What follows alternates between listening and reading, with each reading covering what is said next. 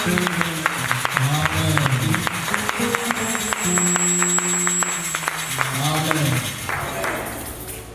tout cas, si toi tu n'es pas dans la joie, moi je suis dans la joie. Est-ce qu'il y a quelqu'un qui est dans la joie aussi?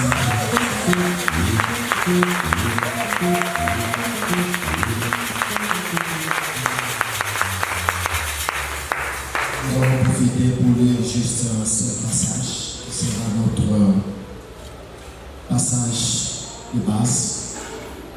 Nous sommes dans Deutéronome chapitre 30. Nous allons lire le verset 19. Deutéronome chapitre 30, verset 19.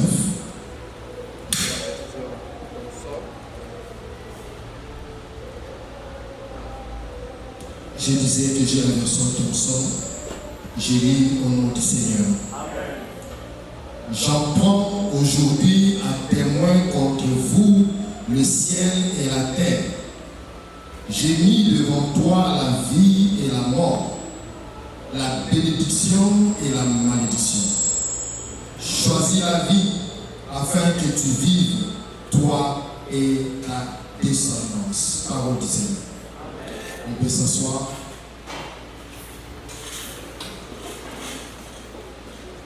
Je rends grâce à Dieu pour cette opportunité. Je remercie le comité de la jeunesse qui a bien voulu nous associer à ces moments.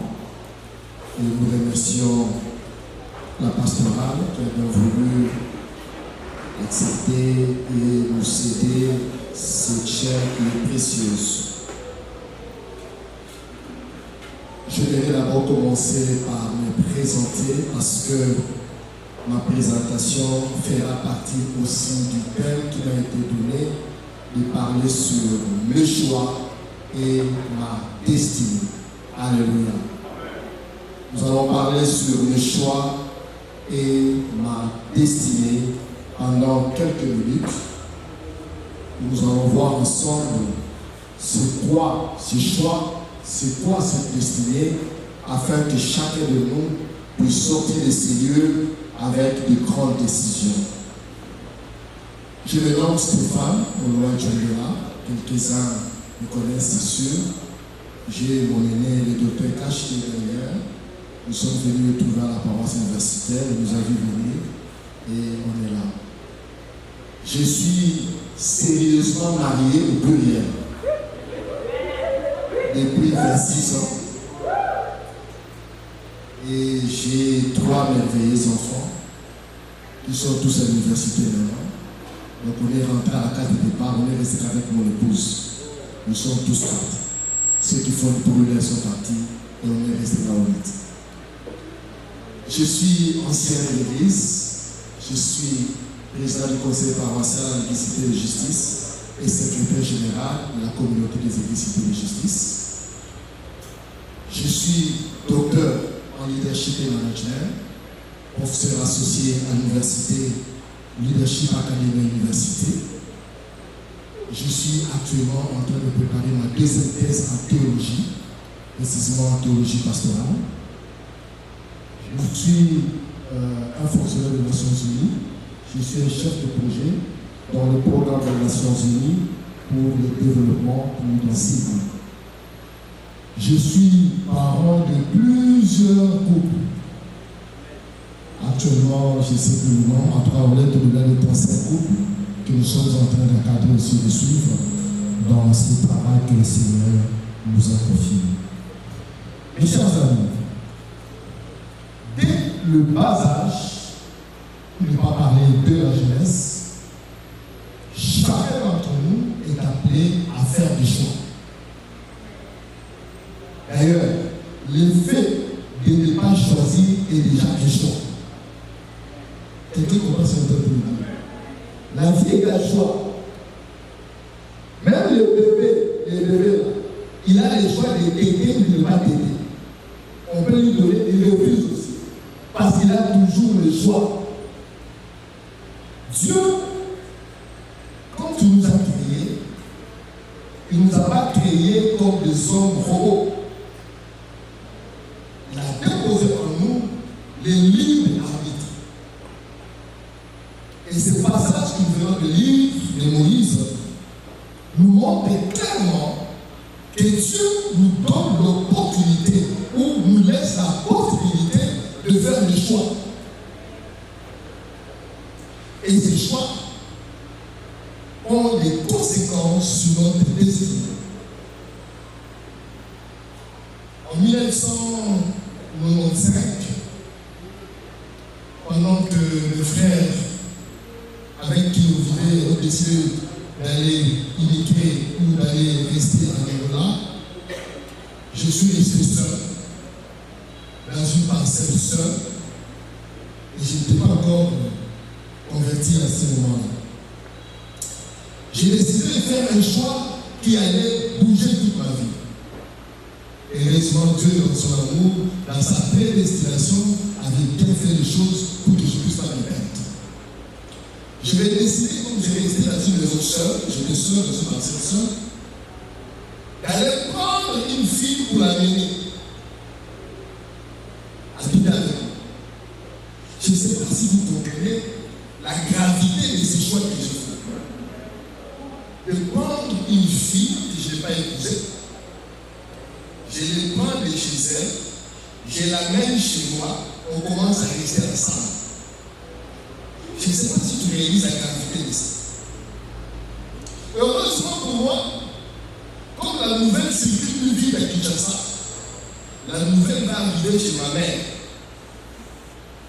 qui décide au matin à 5h du matin de débarquer là où je étais à la maison.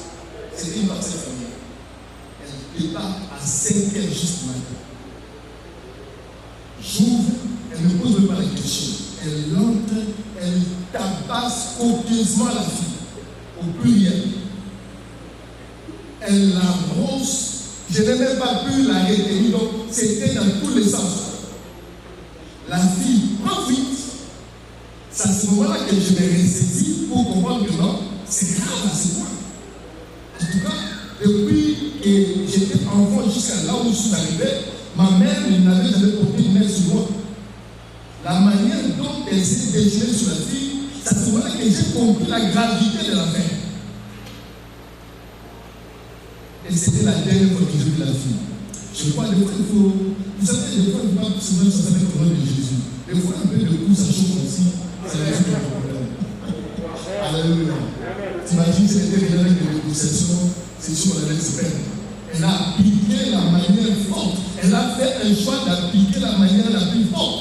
Et ça réglait un problème. Ça m'a sauvé parce que ma vie ne serait pas ce qu'elle est aujourd'hui si j'avais gardé cette fille-là ici par là. Et c'est le choix que ma mère a fait, m'a poussé à quitter, aller vers ma soeur, à abandonner parce que j'ai resté seul, je n'ai pas voulu ça. Et c'est comme ça que je suis rencontré le Seigneur. Le 6 avril 1996, à la PPQ, à la PSI. Donc, s'il n'y avait pas eu ce choix délibéré de ma mère, je n'allais pas comprendre la situation, je n'allais pas quitter là où j'étais pour aller sauver ma vie en rencontrant Jésus de Nazareth. Mes chers amis, la vie est faite de choix et ces choix impactent notre destinée. Ces choix influencent positivement ou négativement notre destinée. Ce passage que nous avons lu de Deutéronome nous parle de 4 choses. Dans ces 7 versets de Deutéronome 30-19, nous avons 4 éléments. Le premier élément, c'est la convention d'homme, c'est Moïse. Quand tu lis sur notre histoire, tu vas voir, c'est parmi les dernières déclarations de Moïse avant de laisser le peuple de Dieu aller vers la terre promise, parce que lui, il était interdit. Quand je lis ce passage, je comprends un peu la colère de Moïse. Je ne sais pas si tu comprends ça. Il dit, il prend à témoin les ciels et la terre. Donc j'imagine ça, c'est moi qui lis, la Bible ne le dit pas. Moi je l'ai dit, c'est lui, il était en colère de réaliser qu'il ne pourra pas entrer dans la terre promise parce que le peuple lui a induit en erreur. C'est comme ça qu'il a mis devant les responsabilités pour dire, je prends à témoin le ciel et la terre et faites les choix. Ces choix auront de l'impact dans votre vie. Donc le premier contexte, c'est que Moïse se retrouve dans une situation où il est en train de subir quelque chose à cause du choix qu'il avait fait. Dieu lui demande de parler, lui il tape, il a fait un mauvais choix. Ça lui a coûté la terre promise. Donc, le premier contexte, c'est-à-dire, quand on est devant un choix, sachez qu'il y a énormément de l'histoire avant de faire ce choix. Deuxième élément dans ce passage, c'est que Moïse met le peuple de Dieu devant les libres arbitres. Il dit, j'ai mis devant toi la vie et la mort, la bénédiction et la malédiction. Maintenant, il donne juste un seul conseil. C'est juste un conseil. Choisis la vie. C'est-à-dire, autrement, il pouvait aussi se décider de choisir la mort et non la vie. Ils avaient cette possibilité. Mais lui, il donne qu'un seul conseil, choisis la vie. Le troisième élément dans ce passage, c'est-à-dire, Moïse montre au peuple de Dieu que les choix desquels Dieu permet certaines choses de se produire, même si elles ne font pas partie de sa volonté parfaite ou de son plan idéal. Tu ne peux pas être influencé à 15 soeurs. C'est un problème. Tu ne peux pas être influencé à 15 frères. Ils sont nombreux les frères, ils sont nombreuses les sœurs. Tu dois faire un choix. Choisir un frère, choisir une sœur. Alléluia. J'ai toujours été contre. Et j'ai dit que ces frères-là, on va les mettre sous discipline. Aïe, awa, tchéli, toi. Aïe, awa, tchéli, toi. Mais les gens jouent avec les cœurs des gens.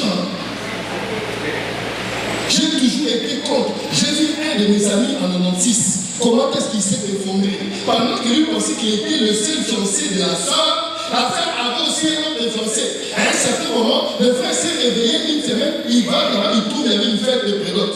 C'est à ce moment-là qu'il réalise qu'il n'était pas le seul. Il réalise qu'il n'était pas le seul. C'est le jour de la prédote de sa soi-disant fiancée.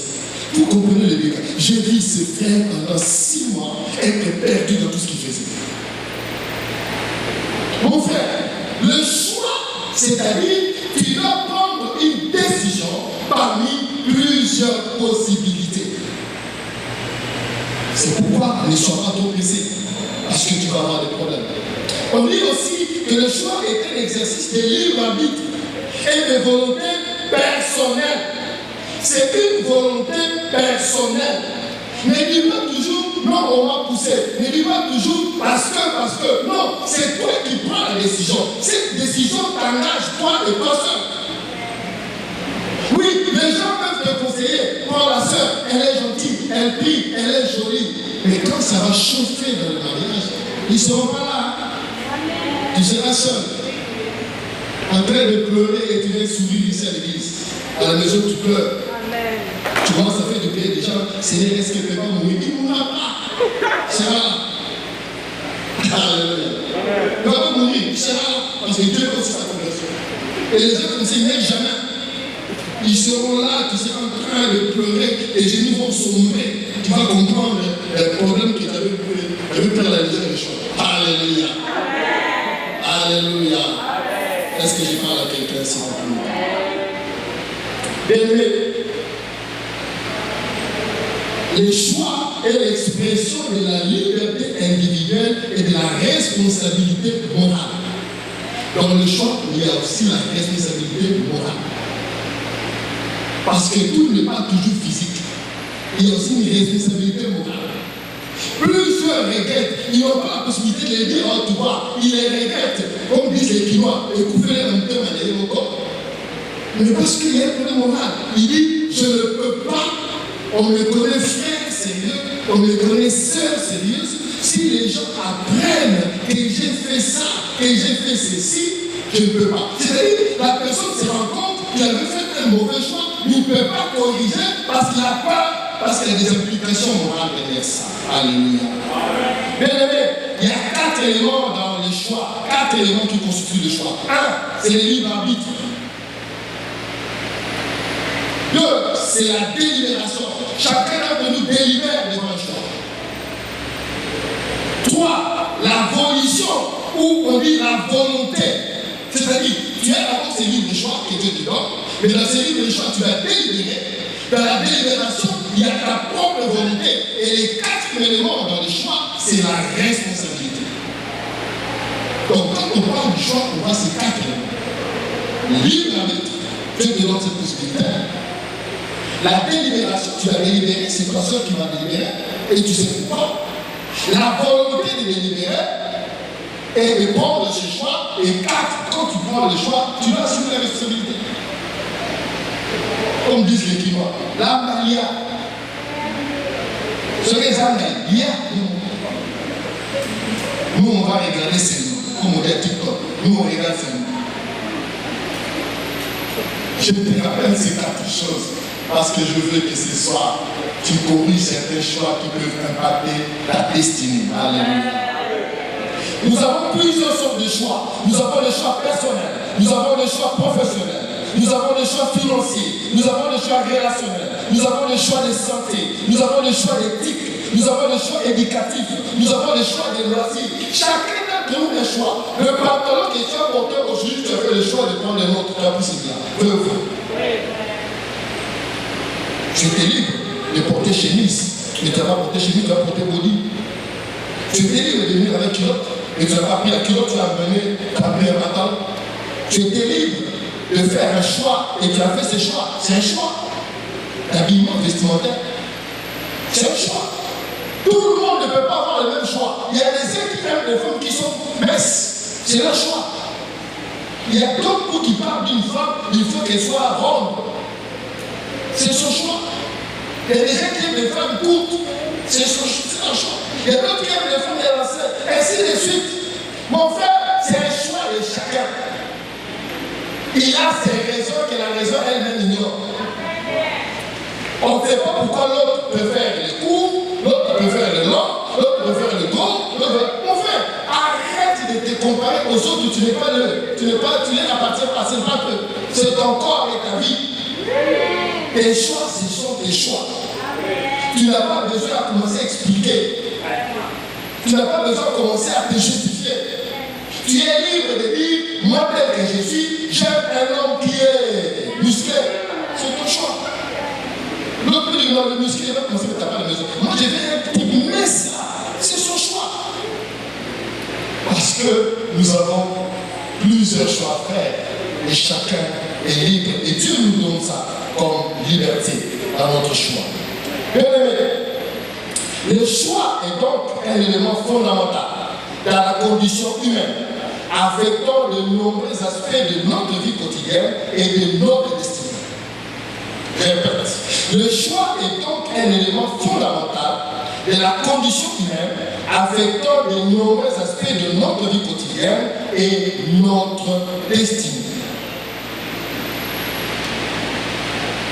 Puisqu'il y a un lien entre le choix et la destinée, tournons-nous maintenant sur quoi la destinée. On entend souvent ça dans les thèmes. Viens voir ta destinée, viens saisir ta destinée. Quel est le contenu qu'on donne à ces mots destinée? C'est important de comprendre certains concepts, ça te permet de te situer par rapport à ces concepts. La destinée n'est rien d'autre qu'une série d'événements et de circonstances qui se déroulent dans la vie d'une personne et qui semblent être prédéterminées ou influencées par des forces supérieures. Dans la destinée, il y a la notion de la prédestination. Dieu a prédestiné les choses. Moi, je crois à la prédestination. Je crois que Dieu a tracé nos vies. Je crois que Dieu a tracé nos chemins. Je crois que Dieu sait où est-ce qu'il nous veut nous amener. Vous savez, il y a certaines choses que tu ne comprendras jamais. Dieu seul sait où est-ce qu'il t'a pris, où est-ce que tu vas aller. Et tu vas chier. Comment? Certaines difficultés qui nous fonctionnaient que des difficultés, après on se rend compte que c'était le tremplin que Dieu a mis pour nous amener à notre destinée. Donc, dans la destinée, il y a la notion de la prédestination. C'est important pour retenir. La destinée est aussi un concept qui suggère que certains aspects de notre vie soient fixés ou dirigés par une puissance divine. Donc, on reconnaît dans la destinée qu'il y a une puissance divine, qu'il y a une puissance spirituelle qui nous conduit vers une destination qui a déjà été bien définie à l'avance. Et c'est Éphésiens, chapitre 2, verset 10. Éphésiens 2, verset 10. Il est dit ceci. Car nous sommes son ouvrage, ayant été créés en Jésus-Christ pour de bonnes œuvres que Dieu a préparées d'avance. Je répète, que Dieu a préparées d'avance afin que nous les pratiquions. Donc, Dieu a préparé de bonnes choses pour nous à l'avance. C'est ça notre destinée. Donc, il y a des choses que Dieu a prévues pour toi que personne n'a la capacité d'enlever, que personne n'a la capacité de dérouter. Parce que dès le départ, Dieu a préparé de bonnes choses et il te laisse aller vers ces choses. Parce qu'il t'a prédestiné à ça. Alléluia. Dis à ton frère, Dieu t'a prédestiné de bonnes choses. Il a établi pour toi des plans de bonheur. Jérémie 29, 11. Car je connais les projets que j'ai formés sur vous, dit l'Éternel, projets de paix et non de malheur, afin de vous donner un avenir et de l'espérance. Dieu a formé pour toi un projet de bonheur, afin que tu aies un avenir. Sœur, le frère là que tu vois, ni beauté ni éclat, toi tu connais son avenir. Le frère là que tu vois, ni beauté ni éclat. Demande à Dr Kachi, nous avons vu qu'on était ni beauté ni éclat. Je n'oublierai jamais ça. Le jour où je me suis converti, on nous a appelé, on est venu à l'église pour la première fois. Pendant le culte, on a demandé tous de passer devant, il fallait qu'on présente le compris pour nous. Maintenant, moi, je ne savais pas qu'on allait nous demander de s'agenouiller. Maintenant, on est passé devant, on nous demande de s'agenouiller. Moi, je commençais à résister. Tu sais la raison. Mais mon soulier avait tout. Donc, si je devais m'agenouiller, les gens allaient voir le tour de mon soulier. Mais il n'y avait rien de démon. J'imaginais les scandales que j'ai m'agenouille et qu'on constate que ça va du mal à 16 ans dans le deux fois. Alléluia. Dieu a formé pour toi des projets de ton. Amen. Ne te fie pas à ce que tu es aujourd'hui. Tu as un avenir. Amen. Tu as un avenir. Je prophétise pour toi. Là où les gens t'ont humilié, tu vas déléguer à cet endroit. Amen. Parce que Dieu a établi un projet de bonheur. Amen. Reste sur son choix.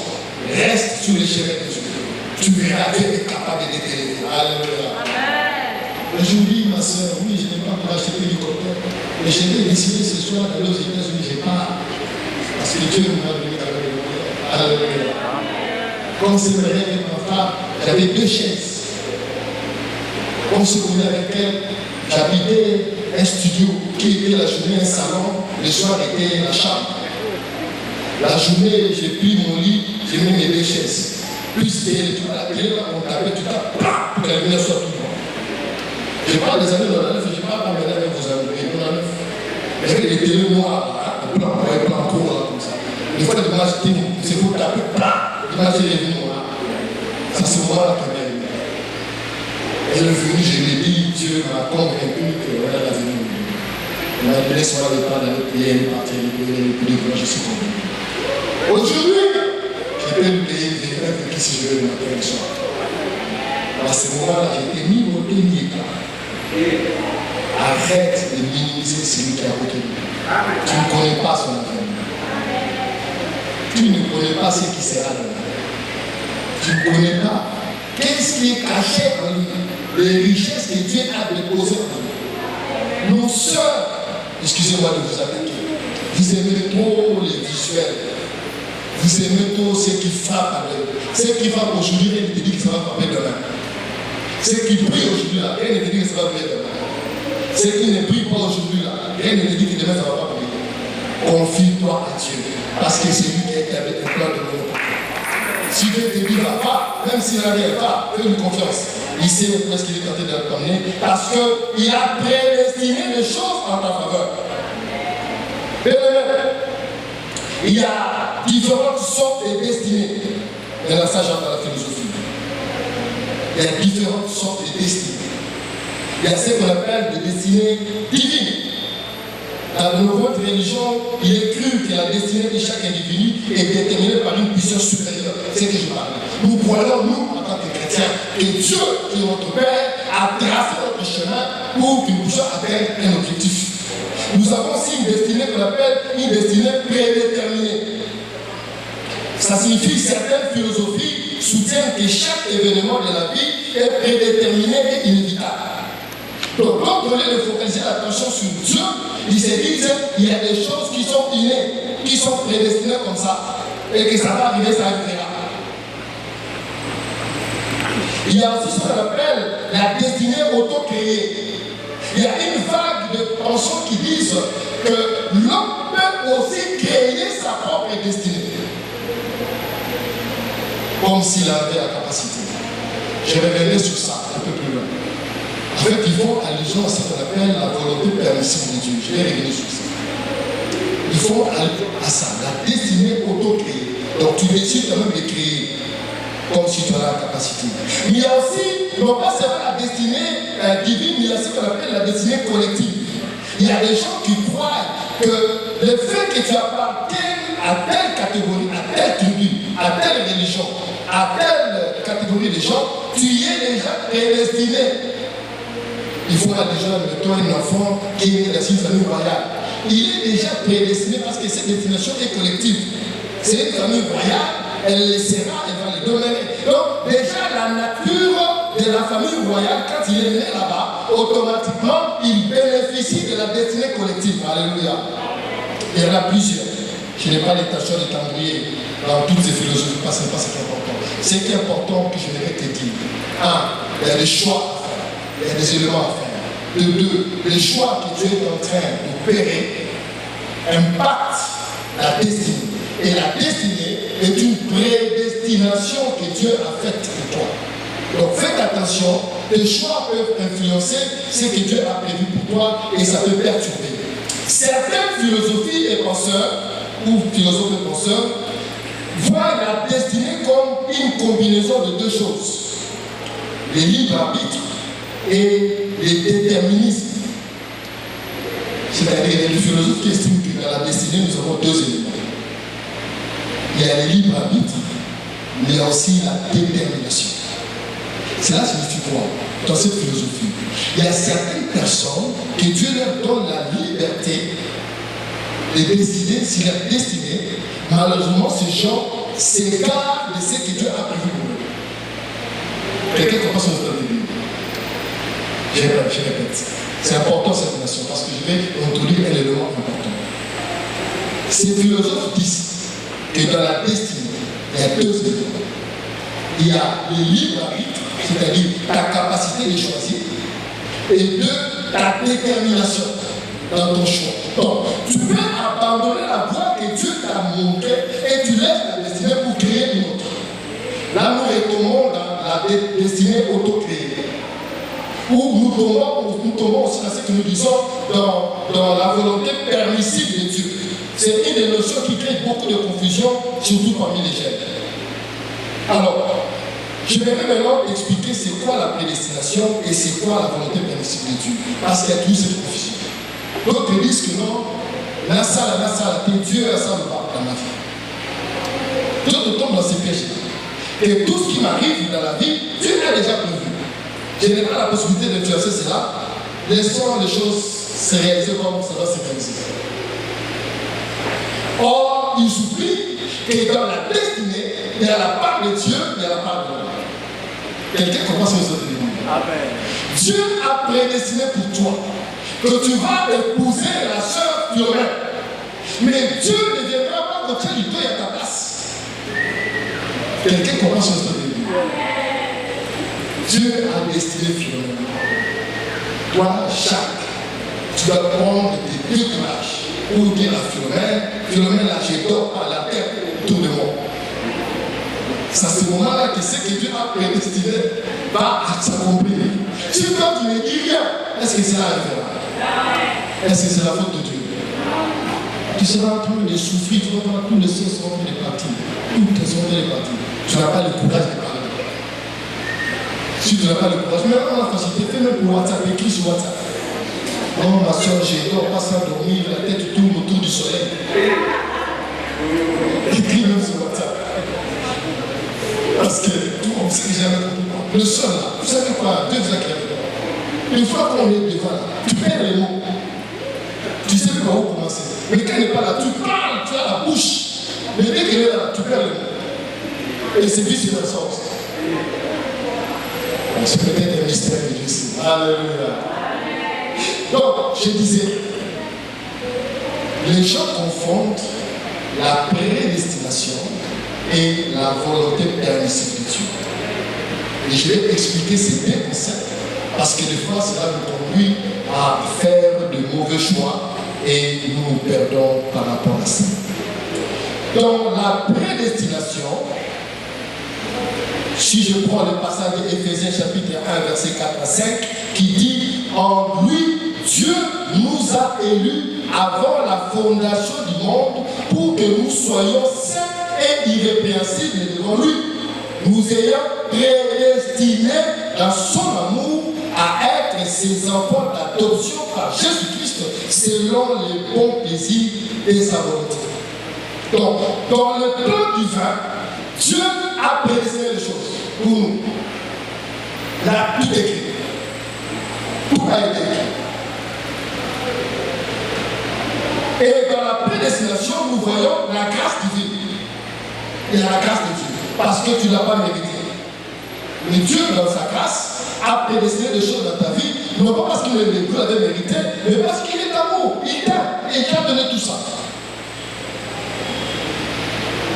Qu'est-ce que tu as que Dieu ne t'a pas accordé comme grâce?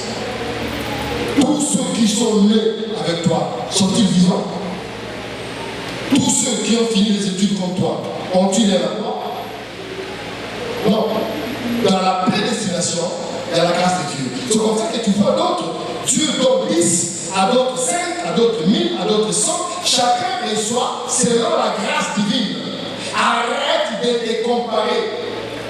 Nous sommes dans un ensemble. Dieu a qualifié chacun selon son bon vouloir, selon la mission qu'il a confiée à chacun. Arrête de te battre pour le poste des uns. Dieu t'a donné aussi ta part dans ce que tu vas faire. Nous avons tendance à regarder les autres au lieu de voir qu'est-ce que Dieu a déposé en moi. Nous avons tendance à copier les autres au lieu de voir que Dieu a prédestiné aussi. Il a déposé en toi aussi des dons, des talents, des capacités que l'autre n'a pas. Oui, il parle peut-être en langue, mais il n'a peut-être pas le discernement. Il a peut-être des visions, mais Dieu lui a pas donné la sagesse peut-être, le don de libéralité. C'est peut-être un frère qui est en train de vivre, mais un mauvais mari. Nouveau. Elle peut être jolie ici, mais elle est démon à la maison.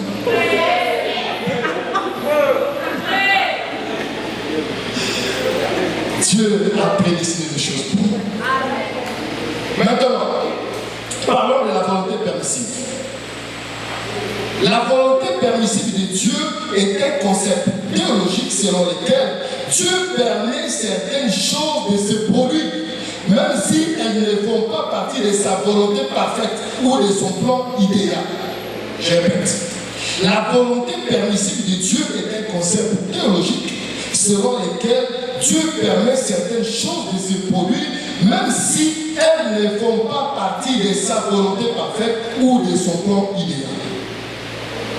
Et ça, c'est qui est plus logique. Je te conseille de rester dans ce que Dieu a prédestiné. Ne va pas dans la volonté permissive. Il y a toujours très souvent des conséquences négatives derrière ça. Je n'oublierai jamais. Et j'aime toujours le dire parce que c'est un témoignage qui m'a marqué. Un beau-frère dans la famille avec sa femme se sont mariés 4 ans durant, il n'arrivait pas à concevoir. On a prié, on a gêné, on a tout fait. Ils ont décidé d'aller en Afrique du Sud pour les aider, je crois, à l'insémination, machin truc. Finalement, la femme est rentrée à Kinshasa, elle était grosse. Dieu a permis finalement qu'elle tombe enceinte. Vous savez qu'est-ce qui est arrivé? la femme et l'enfant sont tous décédés le jour de l'accouchement. Elle est partie avec son enfant. C'est là que je me suis dit, Dieu savait qu'elle, là, c'était pas bien pour elle, la grossesse. Dieu n'a pas voulu de la grossesse. Mais nous, on l'a forcé, on a gêné tête en bas, pied en haut, on a gêné, on a rempli, on a roulé à terre. On a fait des initiatives. Dieu a permis, mais la conséquence était désastreuse. Mon frère, Dieu sait ce qui est bien pour toi. Nous avons des fois des choses à croire que nous connaissons mieux que Dieu. Nous devons apprendre à Dieu certaines choses. C'est lui le créateur. Il connaît hier, aujourd'hui et demain. Il sait que pour toi, tu n'as pas besoin d'une femme pure. Tu as besoin d'une femme qui donne l'impression qu'elle est noire, tout noir. Parce que quand les mélanges se feront, ça donnera un résultat positif. Si tu prends la pure, vous allez faire des habillements, ça va créer des problèmes pour rien. Dieu sait la vérité. Quand tu vas forcer les choses, Dieu va permettre. Quand Dieu permet, il y a toujours quelque chose qui se passe. Alléluia. Je t'encourage ce soir. Reste dans ce que Dieu a prévu pour toi. Cherche à savoir qu'est-ce que Dieu a prévu pour nous. C'est aberrant, permettez-moi le terme, je sois fort, que tu marches jusqu'aujourd'hui, tu ne sais pas qu'est-ce que Dieu a prévu pour toi. C'est anormal. Tu dois savoir qu'est-ce que Dieu a prévu pour moi. Qu'est-ce que je vais devenir demain. Tu dois prier, tu dois déranger Dieu.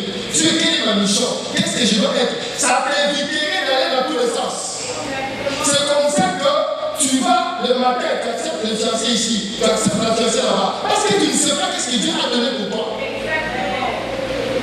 Aujourd'hui, tu vas les peigner, demain, tu vas les cacahuètes. Mais tu ne sais pas qu'est-ce que Dieu veut que tu fasses.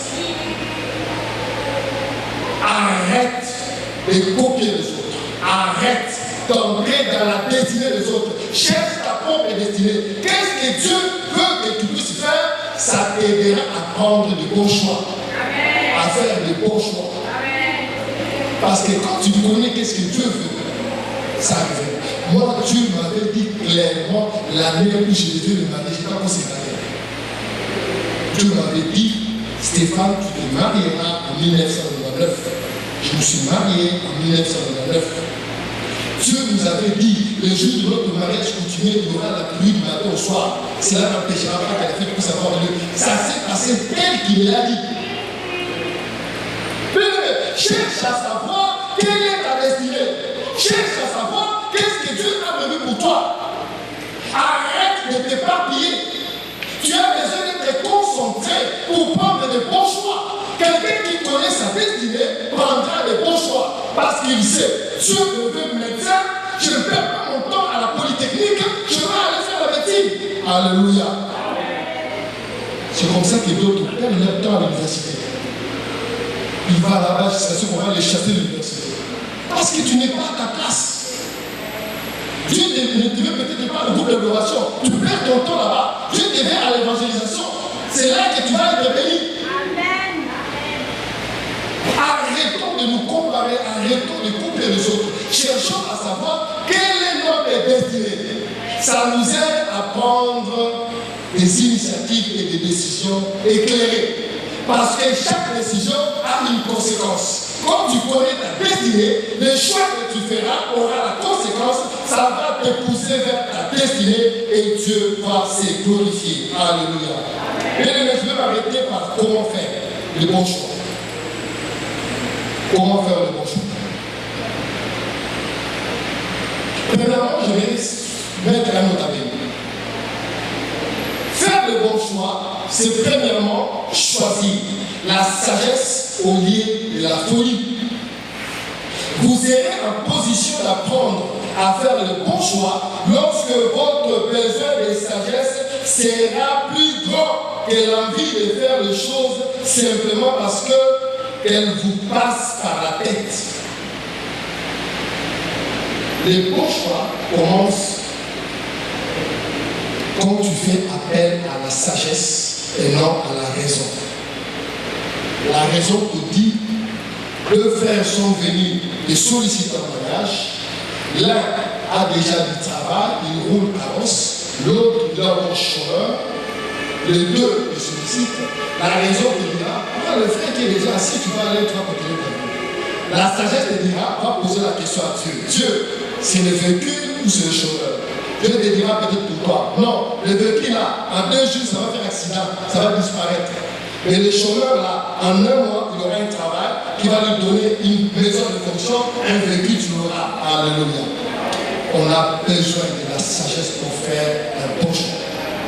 Parce que très souvent, la raison en elle-même n'est pas suffisante pour faire un choix. Des fois, le choix nous pousse à faire certaines ou à prendre certaines décisions qui s'opposent à la raison, mais qui sont en accord à la sagesse. Alléluia. Quelqu'un comprend ce que je veux dire? Maintenant, 4 choses pour faire un bon choix. Non, je vais ajouter 6 choses. Je vais ajouter ça. Première chose pour faire un bon choix, c'est la prise de conscience que ton choix a un impact sur ta destinée et celle des autres. C'est la prise de conscience. Tu dois savoir que le choix que je veux faire a de l'impact sur ma destinée, sur mon lendemain. Non pas seulement sur moi seul, mais sur mon avenir. Moi, je l'ai dit clairement, le choix que tu feras, quand tu auras la vie, ce n'est pas seulement pour toi-même, mais il y aura aussi pour ta descendance. Ce que tu fais aujourd'hui, ce que tu prends comme choix, l'impact n'est pas seulement lié à toi, l'impact est aussi collectif. Il y a des familles entières qui sont maudites à cause de la décision du papa seulement. Papa qui amène le fait étranger à la maison, c'est toute la famille qui est punie. Vous connaissez l'histoire de ces serviteurs, n'est-ce pas? Qui, toute sa famille a été tuée à cause de lui. Parce qu'il a ramené une tête. Je parle de qui? Je parle de qui? Akab, n'est-ce pas? On vérifie sur la vie. À cause du péché d'Akab, toute sa maison, on a dit même les chiens, les chats, tout. On a même pas voulu avoir une place. Donc, la première chose à faire pour prendre un bon choix, c'est la prise de conscience. Il y a certains choix qui demandent que tu puisses t'asseoir, comme disent les clients, au minimum il y a Pio. Parce que cette décision va bouleverser toute ta vie. En bien, tout comme. Voilà. J'ai mis, je parle de mon expérience, parce que ça j'ai prise, ton expérience peut-être je ne connais pas. J'ai mis 8 mois, 8, avant que je prenne mon courage, aller dire à ma femme, pour dire que je t'aime, Dieu m'a convaincu que tu peux être ma femme pour la faire. 8 mois. 8 mois de recherche. 8 mois de prière à jeûne. J'ai prié au même pendant 2 mois. Quand j'étais convaincu, j'ai associé mes amis. Le pasteur Jacques et le feu Papa Valère qui nous a quittés il y a 2 ans déjà. C'était eux mes amis. J'ai prié d'abord seul pendant 2 mois. Quand Dieu m'a convaincu clairement que c'était elle, je me suis dit peut-être que je suis influencé, j'associe mes amis. J'ai associé mes amis. On a prié avec eux. Ça d'abord qu'ils aient 10 le nom. Une prière sur quelqu'un qui n'avait pas vu ni connaissait le nom. J'ai dit non, j'ai vu une soeur, parce que les caractéristiques prions. Pourquoi? Je ne veux pas donner le nom pour qu'ils soient influencés. On a prié. C'est 8 mois après, eux aussi étaient convaincus. C'est ce que j'ai dit, voici elle s'appelle X. Après les 8 mois, on a eu encore 1 mois, je les ai laissés suivre les enquêtes. Ils allaient à gauche, à droite, s'informer, tout ça. Parce que je savais que cette décision allait impacter toute ma vie. Pas ton problème. Tu vois seulement qu'avec la relation, où elle marche du tout. Tu n'as même pas le temps de dire est-ce que c'est la femme de ma vie ou c'est juste un coup de cœur. Il y a une différence entre un coup de cœur et de tomber amoureux. C'est peut-être si je vous parlerai plus tard. Il y a une grande différence. Un coup de cœur, eux qui sont trompés, il n'y a rien dedans. C'est l'homme qui a peur. Il n'y a rien dedans. Frère, avant de sortir, il n'y a rien dedans. C'est la même chose. On nous pousse à venir, c'est la même chose. C'est l'homme qui a peur. Il n'y a rien dedans. La prise de conscience te pousse à prendre des initiatives à la hauteur de la décision. Décider de quoi tu vas porter ne demande pas assez de gymnastique que décider avec qui tu vas passer les restes de ta vie. Décider de manger poulet ou shawarma n'est pas au même niveau que décider sur l'avenir de tes études. Donc, pour chaque décision, tu dois prendre conscience de sa profondeur, de son impact et mettre en place des mécanismes proportionnels à la décision. Quelqu'un comprend ce que je veux dire? Est-ce que quelqu'un saisit ce que je veux dire? Deuxième chose, quand tu as pris conscience, mets du sérieux dans l'analyse avant de faire les choses. Je vais vous expliquer ça. Mets du sérieux. La Bible dit, c'est un piège pour un homme de prendre un engagement sacré et de réfléchir après avoir fait un vœu. C'est quel passage ça? Proverbe le problème. Moi j'ai récité ça, je vais te donner le passage. C'est un piège pour un homme de prendre un engagement sacré et de réfléchir après avoir fait un vœu. C'est-à-dire quoi? Ça signifie quoi ce passage? C'est-à-dire que tu as minimisé ce que tu allais faire, tu as décidé de ce que tu voulais faire, après tu viens réfléchir après. Mais c'est tard. C'est tard, mon frère. Au lieu de Dieu qui donne, après tu vas chercher la volonté de Dieu. Mais c'est du n'importe quoi. On ne peut pas la chercher devant le bœuf. Quelqu'un comprend ce que je veux dire? Non, soyons sérieux quand même. Quand tu prends des choses sacrées, tu passes à la légère. Des choses qui peuvent bouleverser toute ta vie, te rendre esclave d'une vie. Des choses qui peuvent commencer à te faire pleurer toute une vie. Des choses qui peuvent te pousser de la richesse à la pauvreté ou de la pauvreté à la richesse. J'ai dit toujours, je bénis Dieu. C'est que je suis aujourd'hui, grâce, c'est entre autres grâce à la présence de ma femme. Elle est pour beaucoup dans ce que je suis. Et dans ce que j'ai fait. Mais si j'avais pris du n'importe quoi, elle allait m'amener aussi du n'importe quoi. On allait être aussi un couple du n'importe quoi. Comme résultat du n'importe quoi. Alléluia. Mon frère, ma soeur, mets du sérieux dans ce que tu vas faire. Parce que l'impact, ça touche toute une vie. Troisième chose à faire pour prendre une bonne décision. Faire de la prière un mécanisme permanent d'orientation.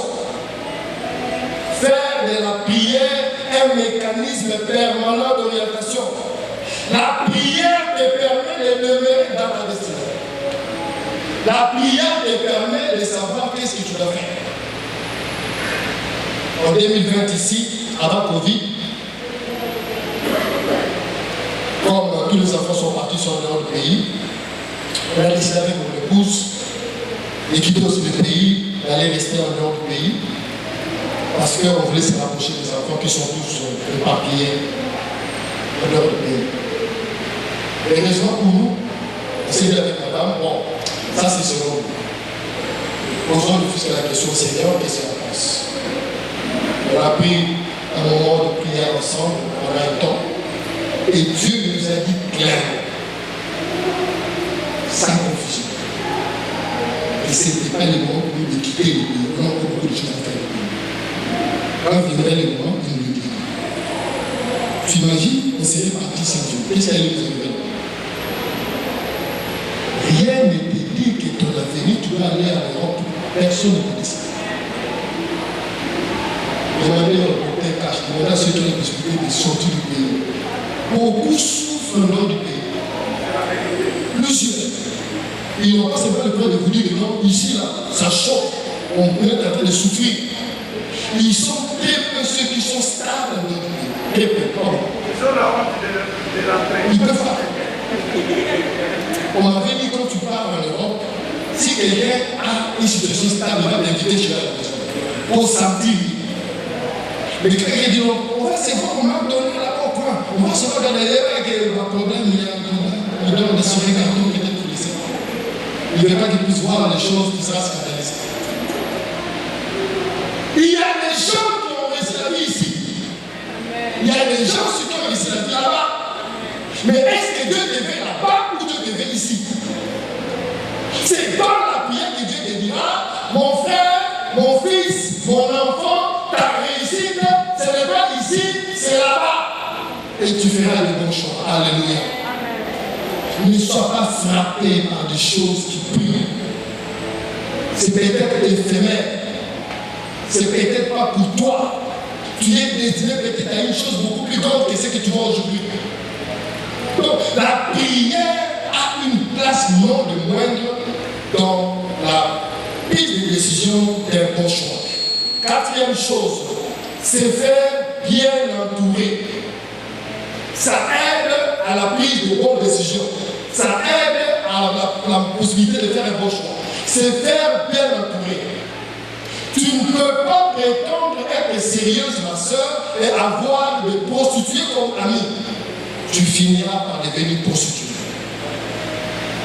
Tu ne peux pas être fidèle, frère, et avoir des amis infidèles. Tu finiras par devenir infidèle. Choisis ton entourage. Ils te considéreront utile. Ils te verront utile. Ils vont t'appuyer sur les chemins de ta réussite. Ils vont t'aider à atteindre ta destinée. J'ai béni toujours Dieu quand je suis venu au Seigneur en 96. J'avais d'abord 2 amis avec qui on n'a pas fait 6 mois. En 6 mois, je me suis dit, ces frères ici, ils vont me remettre en Égypte. Parce que Jean m'a sauvé à Zoro. Là où il m'a mené, ce n'était pas pour me faire gagner dans la vie, c'était pour me retourner en Égypte. Oh, moi j'ai payé comme ça. J'ai reçu d'abord Dieu en 83, je n'ai fait que 6 mois d'abord, on était malade. Maintenant, en 96, quand j'ai décidé, j'ai pris des dispositions pour ne plus faire la même chose. Donc, en 6 mois, j'ai réalisé que ces 2 frères-là, ils vont pas m'aider. Ils vont me retourner en Égypte. On est resté encore comme jusqu'à aujourd'hui. Ils n'ont pas été mes amis. Mais quand je me suis collé à mes amis, le pasteur Jacques et le frère Valère, j'ai trouvé mon compte. Ils m'ont aidé à grandir dans la foi. Ils m'ont aidé à aller de l'avant et à aller vers ma destinée. Entoure-toi des hommes utiles. Entoure-toi des femmes utiles. Parce qu'ils ont de l'impact sur ta destinée. Alléluia. C'est important. Sinon, tu ne vas pas réussir. Je ne prends pas mon temps là-dedans. Je sais que j'ai 50 minutes. J'aime respecter le temps, je trouve que c'est mieux. 5e chose, il faut avoir la foi. Quand tu réunis les 4 premières choses, c'est-à-dire tu as pris conscience, tu mets du sérieux, tu as la prière, tu te fais entourer, il faut avoir la foi. La foi est une ferme assurance, une démonstration des choses qu'on ne voit pas, mais qu'on espère. On espère. Même quand tu n'as rien, à ta posée dans le monde, on va sauter. Je ne sais pas qui magie, tiens, on va t'aimer. C'est ça la foi. Alléluia.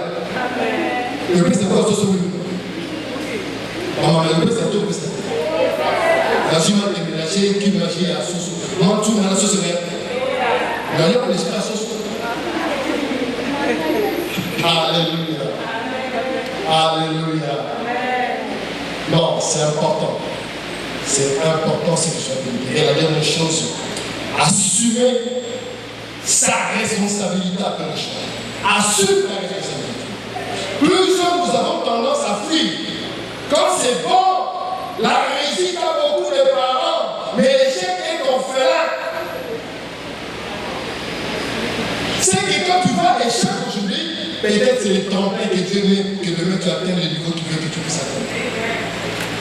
Quand tu es certain que tu as fait un bon choix, même si maintenant ça donne l'impression d'être fou, même si maintenant ça donne l'impression que tu as échoué, mais quand tu sais que tu as respecté la logique, tu es dit que c'est le bon choix, sois responsable. Demain, tu vas sourire. Alléluia. Plusieurs qui ont pleuré aujourd'hui, demain disent Seigneur, c'était utile.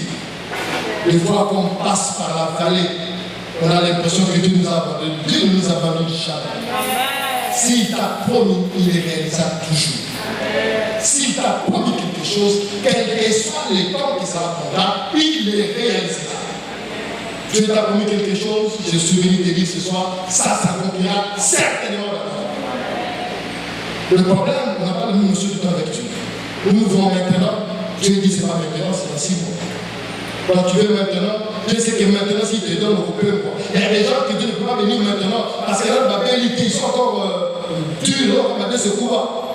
Dieu ne peut pas les bénir parce que s'il les bénit maintenant, il va fuir l'église. Il va commencer à dire vos choses là, vos histoires là. Plusieurs groupes, monsieur, non. Il était sérieux ici, le frère, engagé, parce qu'il était chômeur. Dès qu'il voit un peu de dollars là, il vous insulte tous. Il dit là vos histoires. Dieu sait. Pourquoi il te dit pas? Il veut d'abord que tu sois, tu deviens potable. Quand tu seras potable, il te bénira. Alléluia. Et la conclusion, c'est par là que je vais m'arrêter pour vous donner le temps de poser des questions. Peut-être je vais clarifier autre chose. Dieu prend en témoin les ciels et la terre. Il te laisse le libre arbitre de faire tes choix. Je suis venu te dire ce soir, fais le bon choix afin que tu puisses atteindre ta destinée. Parce que le choix est lié impérativement à ta destinée. Si tu fais un mauvais choix, tu vas t'égarer et tu n'atteindras pas ta destinée. Si tu fais un bon choix, ta destinée tu l'auras et Dieu se glorifiera. Que Dieu bénisse sa parole. Amen.